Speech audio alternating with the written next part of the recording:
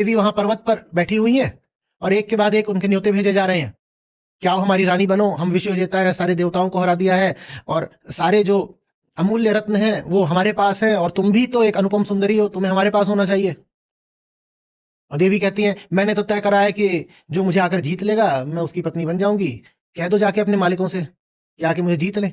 और मालिक आते हैं जीतने के लिए, दे थप्पड़ दे थप्पड़, माने जो भोग करने आएगा वो बहुत थप्पड़ खाएगा देवी से। बिंदु पर एक असुर देवी को ताना मारता है। जो विवरण ऐसा है कि सहस्त्रों देवियां प्रकट हो जाती हैं अलग अलग रूप रंग में, तो वो जो असुर है वो ताना मारता है, वो बोलता है इतनी सारी ले आकर के क्या तुम वीरांगना बन रही हो, दम है तो अकेले लड़ो। तो देवी मुस्कुरा के बोलती है तू पागल, मैं अकेली ही तो हूं, ये पूरा ब्रह्मांड मैं ही तो हूं।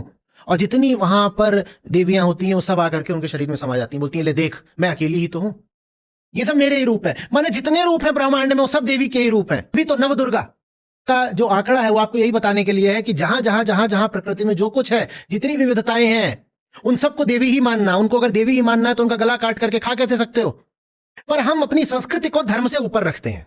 अरे देखे, संस्कृति पहले आती है और धर्म को हम रूपांतरित करेंगे संस्कृति में फिट होने के लिए। हमारा ऐसा कल्चर है तो कल्चर के हिसाब से हमारा रिलीजन चलेगा, और जबकि बात बिल्कुल उल्टी होनी चाहिए। के आधार पर संस्कृति को बदलना चाहिए। वास्तविक धार्मिकता तय करेगी कि संस्कृति का साफ शुद्ध रूप क्या होगा, पर नहीं, क्योंकि संस्कृति हमारी आदत की बात होती है, संस्कृति हमारे व्यवहार की, बिहेवियर की, परंपरा, ट्रेडिशन की बात होती है, तो हम संस्कृति से चिपके रहते हैं क्योंकि हमें उसकी आदत लग गई होती है, हैबिचुएटेड होते हैं।